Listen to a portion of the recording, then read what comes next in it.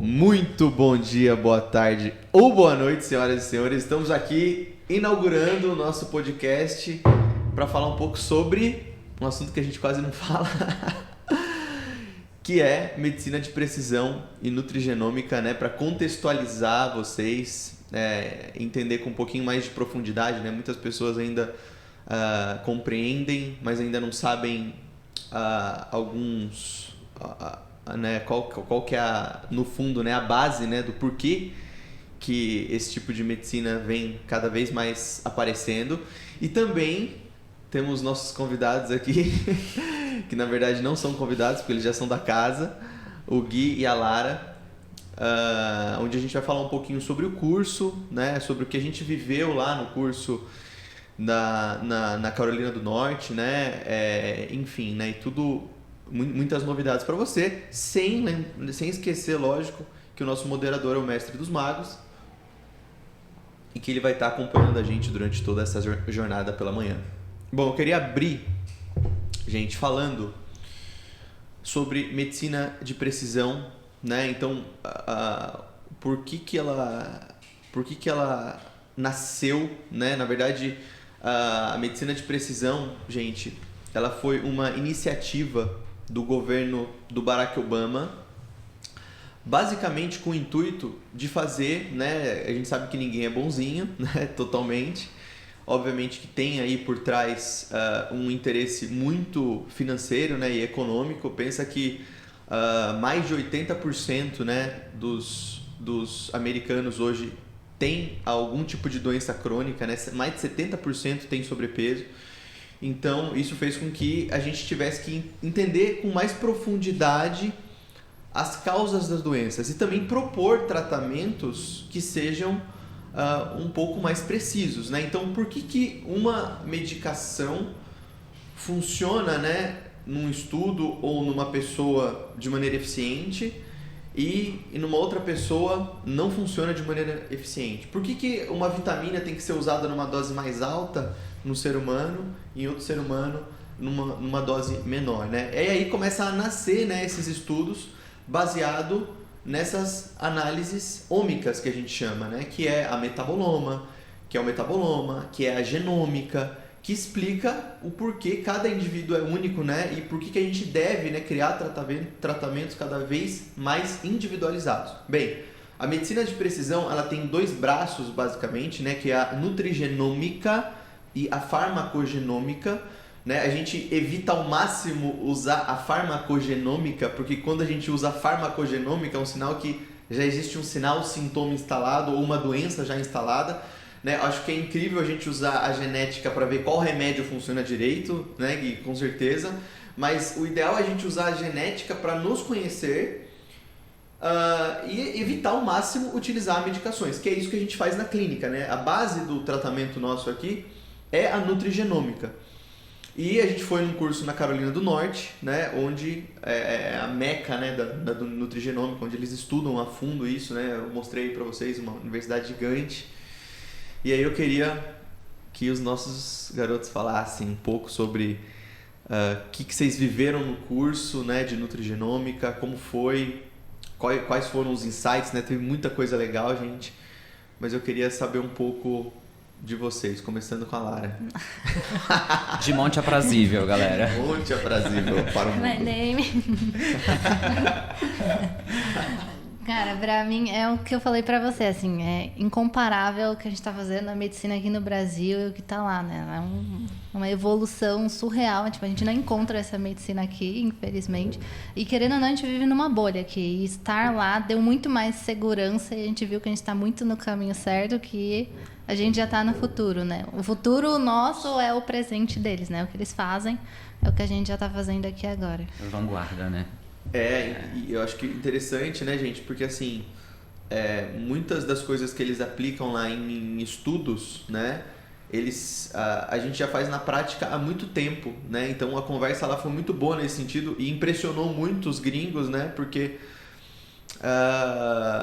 eles ainda não conheciam, né, uma clínica, né, que unissem tudo isso, nutrição com medicina, com os exames, com profissionais aplicando tudo isso, né, utilizando ali a ciência, mas também, né, utilizando o que a gente tem de corpo clínico, né, de fazer ali o negócio acontecer, porque no final das contas vocês perceberam, né, o que eles fazem é algo muito por de trás da bancada ainda, né? Tem estudos clínicos, né, rolando, mas eles não têm um approach do paciente, né? Então isso muda muito, né, a visão e ajuda muito, né, a gente a ser os nossos... O paciente brinca que o paciente ele acaba sendo o nosso próprio experimento, né, ali. Exato. Chega um monte de brasileiro no curso falando um monte de coisa que eles estão conversando lá agora recentemente, e a gente já falando sobre aplicação de nutrigenética, aplicação da metabolômica, e todo mundo fica tipo assim, cara, não acredito que eles estão fazendo isso no Brasil, sabe? E foi bem essa a sensação, a vibe que acho que a gente conseguiu captar lá, né? Exato, né? Quando eu tinha 10 anos de idade, Gui, eu tava num shopping com a minha mãe, e aí ela falou, eu falei, mãe, eu quero esse brinquedo. Era um shopping de Sorocaba. E aí ela falou, não, depois a gente vem e compra. E aí eu usei aquele velho argumento, né, que todo mundo tinha. E eu queria porque todo mundo tinha. Daí ela falou, você não percebeu que você não é todo mundo? Hoje, com essas análises, a gente consegue entender realmente que a gente não é todo mundo. E eu queria que o Gui explicasse o porquê não é todo mundo, né? Quando a gente fala, por exemplo, de ômega 3, né? Que foi um assunto muito citado lá, né, Gui? Então, a gente sabe hoje que o ômega 3 é importante, né? Eu acho que é muito interessante isso, gente, porque assim, existem estudos, né, que você vai perceber benefício do ômega 3 para determinadas patologias. Existem estudos nos quais você vai perceber que não tem efetividade o ômega 3 para determinadas patologias, como doenças autoimunes, como depressão e outras desordens psiquiátricas, como doença cardiovascular. Então, por que alguns estudos, que eu queria que você me explicasse, por que alguns estudos o ômega 3 se mostra eficiente, e em outros estudos o ômega 3 não tem efeito nenhum? Por que isso acontece? Cara, isso é uma pergunta muito legal. Eu vou voltar um pouquinho para contextualizar a questão da medicina de precisão e por que isso é tão diferente do que a gente vive no Brasil atualmente, né? A gente vive muito a perspectiva da medicina baseada em evidência, que significa que só vai valer se tiver grandes estudos comprovando em grandes populações, em ensaios cegos, randomizados, triplos cegos, e assim... Essa é a medicina que significa one size fits all, um tamanho para todo mundo, né? E aí a gente começa a perceber dentro do consultório que não é bem assim. Você prescreve um remédio para alguém e a pessoa fica mega bem, e para outra enlouquece aquela pessoa completamente, né? E aí o Barack Obama, lá quando ele estava abrindo o Obamacare dele, ele falou, cara, a gente precisa economizar grana em quimioterapia. Como faz isso? Vamos ver a genética das pessoas. E aí depois disso os estudos começaram a render muito, tá?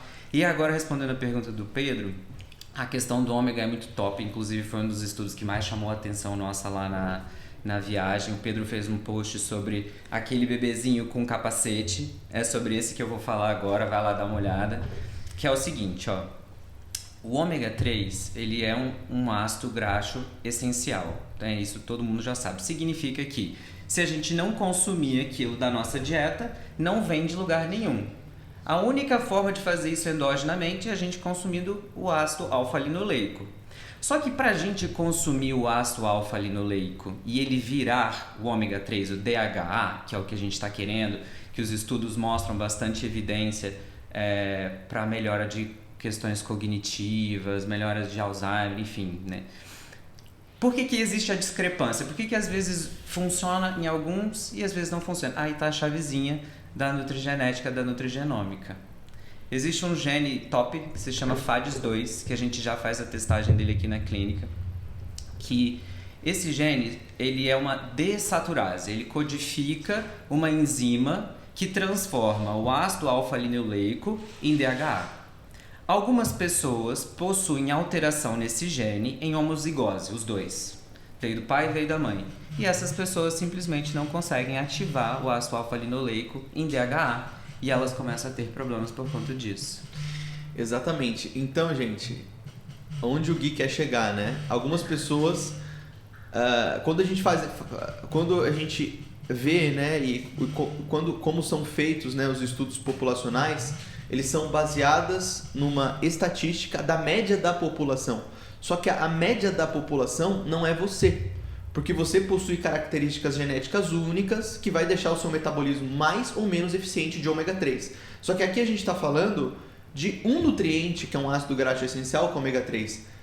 A gente tem mais inúmeros, né, dezenas de nutrientes que podem estar mais ou menos favorecidos dependendo do genótipo de cada um. Então, por isso que vocês vão ver pessoas falando mal de ômega 3, pessoas falando bem de ômega 3, mas na verdade vai depender, né, do contexto, né, e da genética de cada um. Importante lembrar também, né, Gui, que a genética, ela carrega uma predisposição, né? O paciente ele tem ali um genótipo desfavorável, como você falou, da FADS2, né, que é essa enzima que faz você ter menos ômega 3, né, entre aspas. Mas como faz pra gente avaliar se ele tem de fato menos ômega 3? Porque uma coisa é ele ter a genética. Às vezes eu estou consumindo muito peixe, estou suplementando muito ômega 3 e eu estou transpondo, né? Eu estou deixando esse gene insignificante por estar consumindo mais. Cara, essa é uma pergunta muito legal. A gente vai analisar. A gente pode avaliar sintoma daquele paciente, então vários sintomas neurológicos aí vão estar relacionados, até porque o DH é o ácido orgânico mais concentrado, ácido graxo mais concentrado no nosso cérebro. Então aí surgem sintomas de TDAH, sintomas de autismo, enfim. E existe uma forma técnica da gente dosar isso no sangue da pessoa, que daí já entram as análises metabolômicas, né? Que a gente vai lá no sangue da pessoa e descobre quanto ela tem de ômega 3, de ômega 6, então o anti-inflamatório e inflamatório, e qual é a relação desses dois ácidos dentro no sangue da pessoa. Inclusive, fundamental para quem deseja ter bebê, né? Quem está em estágio aí de fazer, né, pré-natal, quem está pensando em concepção, testar a quantidade de ômega 3 é fundamental, porque o bebê não vai perdoar, ele vai puxar o que tiver de ômega 3 no teu sangue. Se tiver, ele vai desenvolver bem, se ele não tiver, falta para os dois. Aí depois, a mãe fica lá com sintomas de depressão pós-parto, especialmente depois do segundo bebê, porque a gente não checou direitinho os níveis de ômega naquela pessoa. Ela está desnutrida, né? Muitos dos sintomas da mãe, né, no pós-parto, são causados por uma desnutrição severa, principalmente no terceiro trimestre, que é onde o bebê demanda uma maior carga nutricional, né? O exame que o Gui está falando, gente, chama-se análise de ômega 3 nas hemácias, né? Lembrando que a gente não consegue dosar ômega 3 no sangue, então não existe um laboratório que faça ômega 3, mas existem hoje exames específicos para entender o quanto está esse equilíbrio, né, de ômega 6 e ômega 3. Por que é tão importante ver esse equilíbrio, Gui, de ômega 6 e ômega 3? Como que é a dieta de hoje, como que isso influencia nesse equilíbrio? Cara, isso é muito legal. E aí eu vou falar pra vocês como funciona e eu vou falar depois do estudo do bebê também. Boa. Irado, tá. Vamos lá, a gente precisa... Existem dois ômegas que são essenciais, o ômega 3 e o ômega 6, tá? O ômega 6, ele é mega rico nesse estilo de dieta western que a gente tem, né? Que a gente come muitos processados, muito óleo de cozinha. Óleo de cozinha é a palavra, tá? Então, o ômega 6 vem do óleo de cozinha. Então, a gente naturalmente tem bastante ômega 6 no nosso sangue, porque a gente comia em casa o arroz feito lá com óleo de soja, milho, canola, girassol e etc. Só que no nosso sangue, na nossa saúde, eles precisam estar em equilíbrio. Existe uma relação que precisa ser respeitada, ômega 6 e ômega 3. E a gente consome muito pouco ômega 3. Por quê? Peixe. A gente come peixe de açude, um peixe que comeu ração. A gente não come bacalhau da Noruega, salmão do Alasca. Não tem, entendeu? Então a gente precisa suplementar para ter um ômega 3 direitinho. Só que, quanto tempo que a medicina está falando de suplementação de ômega 3? 2, 3 anos, tá recente, né? Então, esse desequilíbrio, né, Gui, no final das contas, né, de muito mais ômega 6, né, tem estudos mostrando que a gente tem uma proporção de 30 para 1, quando a proporção era para ser mais ou menos 5. 3 a 5. De 3 a 5 para 1. Imagina você tendo 5, 6 vezes mais uma gordura que acaba desequilibrando, né, essa parte inflamatória. Isso pode realmente causar algum mal, principalmente no paciente que tem genes, né, que fazem ter níveis mais baixos de ômega. Um dado muito interessante, gente, no curso, né, foi a genotipagem das mamães, né, Gui? E dando toda essa importância, né, de entender como que é a mãe nutricionalmente, genotipicamente, para criar uma nutrição um pouco mais específica, porque esses nutrientes vão passar do leite materno para a criança, e isso vai influenciar totalmente, né, no neurodesenvolvimento. O que você achou dessa parte, Gui? Cara, esse estudo foi o mais legal. Era Susan o nome dela? Era Carol Schartman. Um estudo mega legal que ela apresentou pra gente. E qual que era a hipótese dela, tá? O que ela queria provar com o estudo dela? Que mães que tinham alteração em homozigose, significa 2 cópias, veio do pai e vem da mãe, do gene FADS2, transferiam menos DHA via placenta para o bebê. E o que ela fez que foi irado? Ela decidiu depois testar a inteligência desses bebês para entender se eles realmente ficavam mais espertos ou menos espertos por conta do ômega 3, da alteração genética naquela mãe, tá? E aí o que ela fazia, né? Ela fez uma testagem genética grande, o grupo tinha 71 pessoas, e aí testou todo mundo. Depois disso, né, depois que ela fez o teste genético e os bebês nasceram, ela começou a fazer testes de inteligência nesses bebês quase todos os meses até chegar a uma idade específica. E ela conseguiu, através das análises delas, que levavam em consideração algumas brincadeiras e até eletroencefalograma, que é a toquinha do bebê, que os bebês de mães que tinham alteração no gene da FADS2 ficavam menos inteligentes. Havia uma redução da memória declarativa daquele bebê. O que significa isso? Significa que ele não conseguia lembrar da brincadeira que ele tinha feito 2 meses atrás. Precisavam meio que explicar para o bebê de novo, mostrar para o bebê de novo passo a passo. E essa alteração foi significativa estatisticamente, né, um p-valor bem pequenininho, significando que as mães que tinham o genótipo em homozigose tinham bebês menos espertinhos. Só isso. Então, olha, num período na vida, né, Gui, onde é crucial a gente ter nutriente, porque vai determinar a saúde mental, pode determinar a saúde mental do futuro desse bebê, né? Então, uma outra hipótese, né, que foi jogada, caramba, e esse monte, né, essa pandemia que a gente está tendo de TDAH, de autismo, etc. Será que ele também não tem um fundo nutrigenômico e nutricional e que talvez num futuro breve, né, a gente não pode estar arrumando, né, com uma engenharia nutrigenética, nutrigenômica, entendendo essas mães e colocando, né, esses nutrientes em doses maiores ou doses menores? Então talvez esse seja o futuro, né, do tratamento. Na verdade é o presente, né? Ainda tem muitas coisas para serem esclarecidas, mas sem dúvida muito interessante o estudo da Chart. Inclusive da colina também, né? Que eles trouxeram nessa mesma questão de as mães, né, grávidas que tinham, né, que tem polimorfismo na pente, que é um gene que estimula essa conversão da colina, os bebês tiveram menor neurodesenvolvimento também. Mas o que é colina? Colina para mim é uma montanha pequena. E para 99% das pessoas também. Colina, vitamina B8.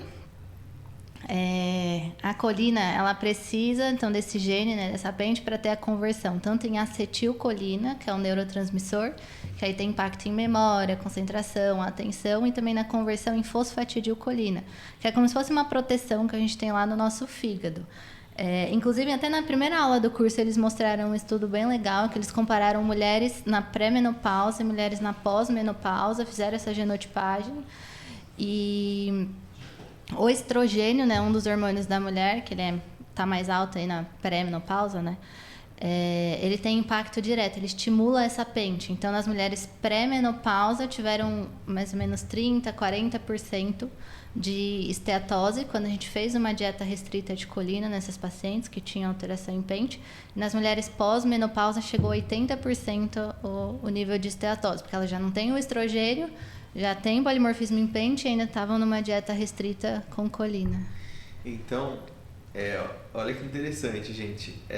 A colina, né, é uma neurovitamina, né, a gente pode falar assim, porque basicamente ela é matéria-prima, né, para produzir acetilcolina, que é um neurotransmissor que melhora a força, né, neurônio motor, melhora concentração, foco, cognição, memória, né? E existe um gene chamado PENT. O que esse gene faz lá? Faz essa conversão da colina, tanto em acetilcolina, que é neurotransmissor, quanto fosfatidilcolina lá no fígado. Exatamente. E a fosfatidilcolina ela está na membrana de todas as células. Então pensa que uma célula com menos fosfatidilcolina, essa membrana, ela fica menos fluida, vamos dizer assim. Essa célula, ela troca, né, ela troca substâncias químicas de maneira menos eficiente. Então isso, obviamente, num neurônio vai fazer com que, né, possa prejudicar ali, né, enfim, equilíbrio de neurotransmissor e tudo mais. Por isso que a colina também foi muito estudada, né, e foi muito falada, né, no curso em relação tanto à saúde mental, né, como também à proteção do fígado, porque mais ou menos quantos por cento lá, você lembra? Foi 40% nas mulheres pré-menopausa, chegou a 87% em pós-menopausa. É que no estudo eles pegaram essas mulheres que tinham um polimorfismo em PENT e aí fizeram uma dieta, né, acompanhamento com dieta de restrição de colina, para ver o impacto de não ter essa produção da fosfatidilcolina. E quais as fontes de colina? Como que a gente pode ingerir a colina? Porque assim, a colina, gente, diferente do ácido graxo essencial, por exemplo, né? Por que a colina é uma vitamina muito pouco falada? Porque ela é uma vitamina, entre aspas, não essencial. Porque, teoricamente, a gente produziria a colina no nosso organismo através de enzimas como o PENT e outros genes. O que acontece? Algumas pessoas têm polimorfismo no gene, não funciona direito, produz menos colina, ou seja, tem que ingerir mais colina na dieta. O problema é que existe uma restrição alimentar, né, dos alimentos que têm colina. Não são todos os alimentos que têm colina. A gente até comentou disso na aula, né? Porque aqui a gente bate muito no martelo do fígado, né?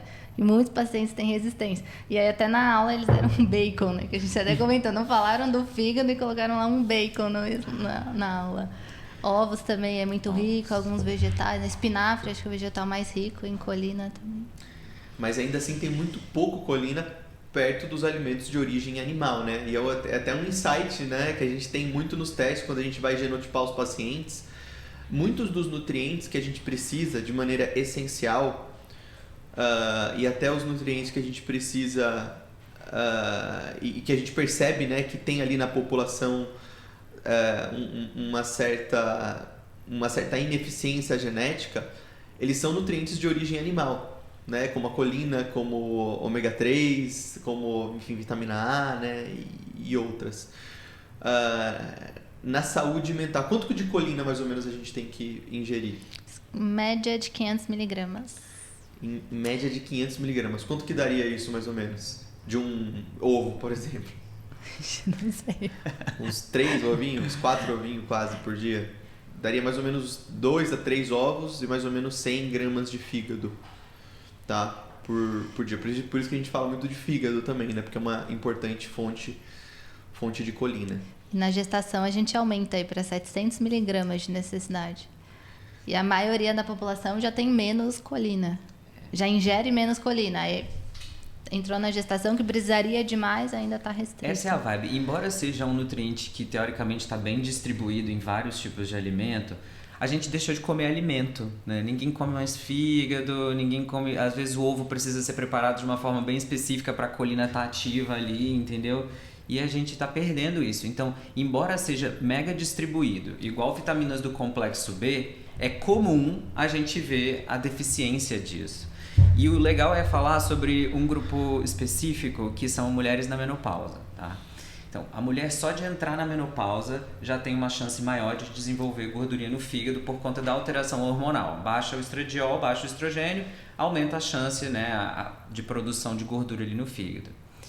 E se a mulher ainda tem deficiência de colina, aí ela fica com o fígado mega gordo. Então, é muito importante que as mulheres da menopausa sejam avaliadas para fazer uma suplementação adequada de colina. Para ajustar a nutrição, né, fazer uma suplementação se necessário. É importante, né, a gente falar, putz, o quão é necessário uma suplementação, né? Se a gente tivesse, né, tempo e se a gente tivesse morasse, né, num lugar, né, que tivesse realmente esses alimentos frescos e tudo mais, sem dúvida nenhuma, consumir os alimentos seria muito mais eficiente. Mas hoje a gente tem alguns suplementos que suprem, né, e que em estudos clínicos eles mostram a mesma eficiência. Então, na guerra espiritual que a gente está aqui na cidade, acaba sendo um grande artifício, né? Em Sunday não tem colina, né? Em Sunday, é verdade, parece que não, eu preciso confirmar depois, mas parece que no Sunday não tem colina mesmo. O que mais, Gui? Sobre colina ou vamos falar de cerveja? Vamos pular para cerveja? Então, quais eram os tópicos de hoje, né, gente? Medicina de precisão, o que é, né? Contextualizar, né, esse momento que a gente está vivendo na medicina, de começar a individualizar cada vez mais os tratamentos, utilizando essas análises ômicas, né? Então, metabolômica, a genômica, né? Cada indivíduo é único, né? Cada tratamento precisa ser único, né? Como que o Gui falou, não é mais... Um tamanho serve para todo mundo. Um tamanho não serve para todo mundo, né? Então, cada um vai ter um tamanho diferente, a gente tem que entender agora, né? Como isso funciona. Depois a gente falou um pouco sobre o ômega 3, por que algumas pessoas precisam muito, né, principalmente em algumas etapas da vida, né, como no final e no início, né, ali desde o período intrauterino até na amamentação.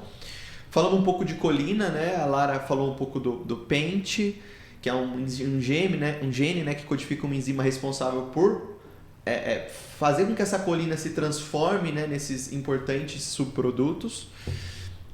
O Gui falou da importância da colina no fígado, né, também, né? Para quem não sabe, quem aí já ouviu falar do Epocler? É verdade. Tem colina lá. E tem betaína também. Tá vendo só? Verdade. Olha só que insight maravilhoso. Todo mundo, você que já teve a sua ressaca de domingo, você já tomou o Epocler, então sem querer você já estava tomando sua suplementação de colina. Então, o Epocler faz bem para quê? Para regenerar o fígado, né? Uma fonte ali de colina que vai fazer a membrana ali do fígado, enfim, se restaurar. E é basicamente o que a gente está falando aqui, né? Existem inúmeras formas de colina, tá, gente? Não é uma ideia agora, mas para mostrarem para vocês como funciona. Mas importantíssimo, né, a gente falar sobre colina e fígado, né? Porque algumas pessoas vão ter esteatose hepática, principalmente mulheres, na menopausa, porque o estrogênio, né, ele ajuda, ele fala pro gênio, funciona aí direito. Estimula. E alguns pacientes deixam essa resposta à colina menos eficiente, essa resposta ao estrogênio do PENT menos eficiente e faz ele produzir menos fosfatidilcolina, acetilcolina. Valorizando agora o Epocler, então, né? Zerando os estoques da farmácia. Make Epocler great again. Again, é verdade. Bom, a gente vai falar agora sobre um caso muito interessante para a gente terminar esse primeiro episódio. Eu queria que a Lara falasse um pouco sobre o caso, né, que a Trujillo apresentou, né? A Trujillo é uma pesquisadora da Universidade da Carolina do Norte que esteve conosco, né? Nos outros anos que eu fui, era o Martin Kohlmeier, o presidente, né, da associação, só que ele se aposentou. E esse ano quem parece que está assumindo toda a parte nutrigenômica de lá é a Trujillo, que é uma pesquisadora incrível mesmo.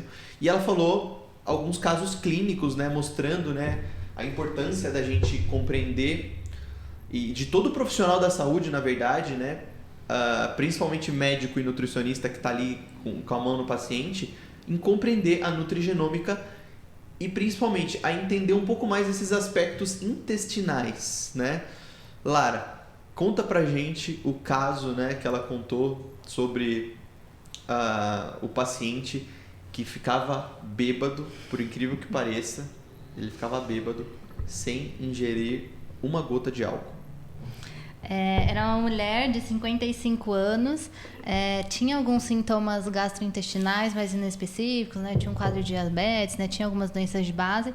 E ela começou com sintomas, né, que a gente chama de red flags, né? Que ela começou com dor de cabeça, tontura, alguns sintomas mais importantes e bem fortes, né? E chegou aí no hospital, e aí no hospital fizeram tomografia, vários exames, não tinha nada. E ela foi liberada, né, para casa, depois voltou, continuava com esses mesmos sintomas. E aí foram fazer um geralzão em exame de sangue e ela tinha álcool sanguíneo aumentado. E aí começa aquela discussão, você tá bebendo? Não tá bebendo, tá bebendo, não tô bebendo.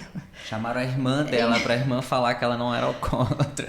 Exato, e o Gui você até achou, né? Tem vários noticiários disso, de episódios desses pacientes falando, não bebi e tem esse álcool aumentado. Digita aí agora na internet Auto Brewery Syndrome, que significa síndrome da cervejaria, tá? Você vai ver CNN falando, você vai ver vários casos nos Estados Unidos que a pessoa vai só para bafômetro, dá positivo e depois ela precisa do advogado para conseguir comprovar que ela não tinha bebido e porque ela tinha esse problema que a gente vai conversar. Essa moda pega aqui no Brasil. Essa moda pega, lascou. Ó, esse vídeo aí, ó, você que é cachaceiro pode sair, não precisa mais assistir. Quer falar do fundo? Quer? Fala. Beleza, tá. O que é legal falar sobre essa síndrome, tá? De fato, o que acontece? A pessoa começa a ter uma disbiose intestinal, tá? E essa disbiose significa que as bactérias e os fungos ali estão desequilibrados. E tem 2 fungos especificamente que estão envolvidos com essa síndrome da autocervejaria, que é a Cândida, a mesma que dá na tua boca e você chama de sapinho, a mesma que dá na vagina e você chama de corrimento. Ela também cresce, ela ubictina, né? Ela nasce em vários lugares do nosso corpo. Ela também cresce no teu intestino. Só que ali no intestino, ela, para crescer e causar doenças, ela precisa estar influenciada, tá? Por uma dieta ruim, que é o que a gente vive atualmente, dieta com alta quantidade de carboidrato refinado. Você deixa uma panela de arroz em cima do teu fogão, viaja, 3 dias depois, volta. O que tem no arroz? Um monte de bolor, porque fungo adora esses carboidratos refinados que a gente come.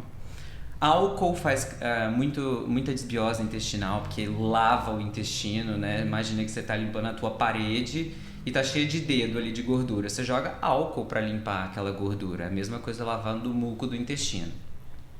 Antibióticos, aí especialmente amoxicilina. Que mulher que nunca tomou amoxicilina, 15 dias depois cândida na vagina, tá? Cefalexina também. E aí tem algumas causas genéticas que a gente achou mega irado, essa questão da genética tá influenciando. É um gene que o Pedro adora ficar falando dele, que é o gene FUT2, a gente já vai falar mais sobre ele. Mas quando você tem todas essas coisas acontecendo, esses fatores de risco, né, e consome muito carboidrato, você pode estar desenvolvendo essa síndrome da autocervejaria, produzindo muito álcool no teu intestino. Inclusive já tem relato de morte por conta disso já, tá? Caramba. E aí você começa a ter sintomas, né? Então vamos pensar, uma pessoa que está com cachaça na cabeça, como que ela funciona? A fala dela é meio zoada, ela tenta falar as coisas e as coisas não fazem muito sentido. Só uma coisa, Gui, como que isso acontece, né? Por que a candidíase intestinal em algumas pessoas, ela pode, né, dar esses sintomas, né, e até dosar o álcool no sangue, né, porque ela dosou o álcool no sangue e veio com álcool aumentado, né, não sei se ela dosou álcool acetaldeído, não sei, mas, enfim, tava aparecendo lá que ela tinha bebido. O que a cândida faz para produzir essas substâncias? Cara, a cândida tem um metabolismo de carboidrato e ela pega aquele carboidrato e fermenta ele, tá? E aí, após a fermentação do carboidrato, são produzidos alguns tipos diferentes de álcoois, né? Entre eles o etanol, e a gente também dosa alguns outros aqui na clínica, por isso que o caso nem foi tão novidade pra gente lá, que é o D-arabinitol. Entendeu? Exatamente, gente. A cândida, ela fermenta e sim produz álcool. Então, algumas pessoas têm uma maquininha no intestino de produzir álcool e ficam literalmente bêbadas depois de consumir alguns tipos de alimento, principalmente esses alimentos que influenciam na população, né, da Cândida, principalmente açúcar, né, que é o que mais faz fermentar. E o que você ia falar, Gui? Eu ia falar dos sintomas de cachaça na cabeça. Ah, que é o quê? Dificuldade de falar, você tenta terminar uma frase e não consegue, as palavras ficam meio faltando. Você quer andar, você não consegue andar em linha reta, você fica meio tonto, meio zonzo, fica meio esquecido também.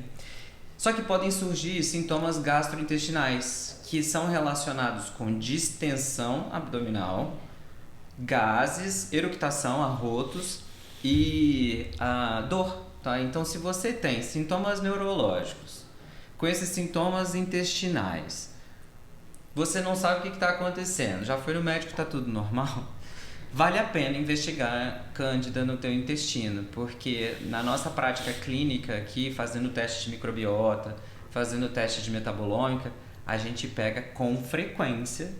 E até, gente, para quem não tem financeiramente ou não tem um médico, né, que acompanha, mora longe, enfim, não tem ali estrutura para avaliar esses exames, existe um exame chamado pesquisa de fungo nas fezes, que ele já pode ajudar muito. Não chega a ser um exame de microbioma, né, onde a gente avalia mais bactérias, mas é um exame barato, simples, e que já avalia ali hifa, fungos, né, e que já pode dar uma bela noção, né, mas a gente já avisa. Às vezes esses exames vêm falso negativos, o paciente tem muitas vezes cândida no intestino e o diagnóstico acaba sendo muito mais clínico. Então, um paciente com uma dermatite, às vezes com uma psoríase mais atacada, um paciente com candidíases, né? O paciente que teve H. pylori, né? Lembra que a gente precisa ali de ácido no estômago para combater, né, a cândida intestinal. Então já são fatores que usam antibiótico, né, como o Gui falou, né? O antibiótico ele mata lactobacillus, que é uma bactéria que combate fungo naturalmente. Então tudo isso já vai fazendo com que o paciente tenha ali um risco maior, né, de desenvolver as candidíases. Paciente estressado, ansioso. Cortisol. Por que o estresse ele aumenta o risco de ter candidíase, Lara? Agora que você falou, explica. Soltou a bomba. Soltou a bomba, vai.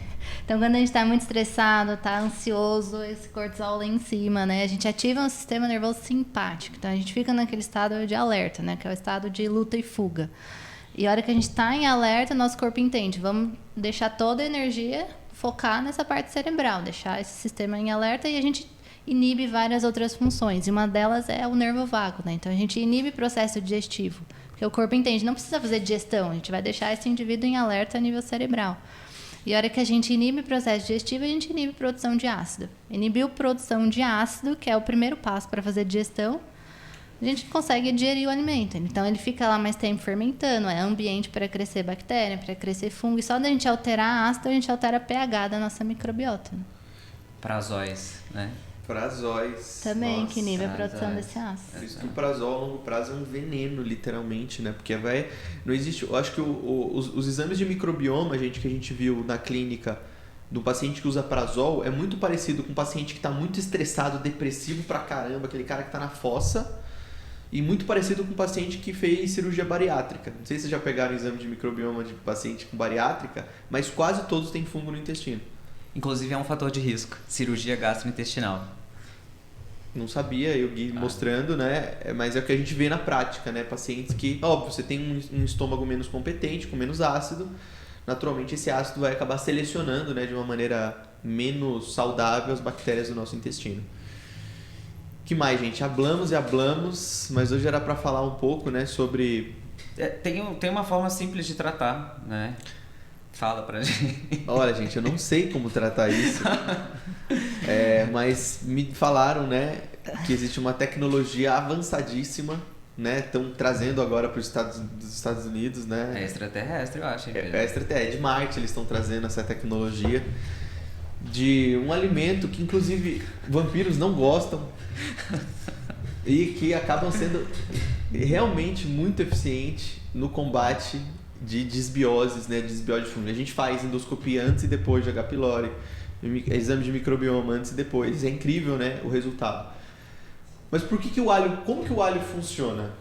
Gui, o que ele faz para combater e por que ele é tão eficiente, né? Por que ele, como que ele tem que ser utilizado? Por quanto tempo ele tem que ser utilizado, por exemplo, para tratar, né? Porque lá no curso, gente, nos Estados Unidos, é interessante como eles usam, né? A medicina nutrigenômica que a gente usa aqui é uma nutrigenômica muito raiz, né? Uma medicina funcional muito raiz, porque a gente faz o diagnóstico e a gente sempre propõe de início primum non nocere, primeiro não fazer mal, que é um tratamento mais natural possível. Se o paciente não responder, é um tratamento farmacológico, tá? Lá não, eles usam a nutrigenômica e eles cruzam muitas vezes a farmacogenômica ou já utilizam uma medicação, que foi o caso dessa pessoa, né? Ela não utilizou alho, né? Inclusive a gente falou lá de alho, ela não, o alho pode dar distensão abdominal, ela já foi para um outro lado, um outro caminho do alho, ela usou um antifúngico, que na nossa concepção é totalmente inapropriado, né? Pela vantagem que tem o alho e pelos resultados que a gente tem. Mas conta, Gui, como que o alho funciona, por quê, quando, onde? Cara, é engraçado, é assim, vários anos de medicina, vários anos de especialização para falar aqui sobre o alho que a tua avó te dá em casa. Mas dizem que o nível máximo de sofisticação é a simplicidade, né? Então vamos lá. O alho, ele é uma substância que nele existe uma substância que se chama alicina, tá? A alicina tem muitas características antifúngicas. E antimicrobianas também, não é só fungo, né? Pega a bactéria do tipo H. pylori, que é difícil antibiótico na medicina matar H. pylori, porque tem, inclusive, H. pylori resistente, já fez todos os tipos, terapia tripla, terapia quádrupla, e nada de resolver o H. pylori, aí entra o alho. Então ele tem essa capacidade de destruir bactérias patogênicas e fungos patogênicos. E aí, quais tipos de bactérias a gente está falando? Bactérias que causam lesões cutâneas, então por isso o Pedro falou de psoríase, falou de dermatites. Bactérias que causam síndromes gastrointestinais, por isso aquelas distensões, aqueles gases. E também os fungos, né? Então, usar o alho aí por uns 60 dias...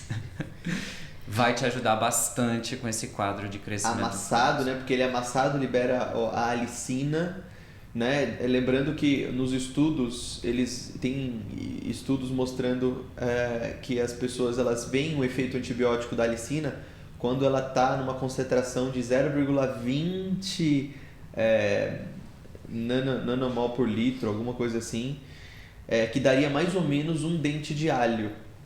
Ou seja, mais ou menos um dente de alho já pode ser eficiente, né? Porque a alicina, ela vai, literalmente, você vai absorver ela vai circular pelo teu corpo e vai ter esse efeito microbicida. Na verdade, o alho ele faz hormese, né, no nosso organismo. Depois a gente vai explicar um pouco em outra oportunidade. O lance é que a gente precisa fazer isso de estômago vazio, porque senão a gente não consegue absorver, né? Porque ela acaba competindo na absorção com outros nutrientes. Então isso acaba fazendo com que se torne menos eficiente. A grande questão do alho não é só a alicina. O alho e a alicina também, além de ser um potente microbicida, ele tem um efeito antibiofilme.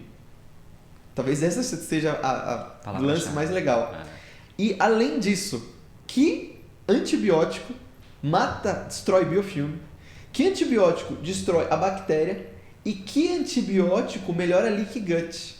Então tem um estudo mostrando que o alho ele regula positivamente a expressão das ocludinas.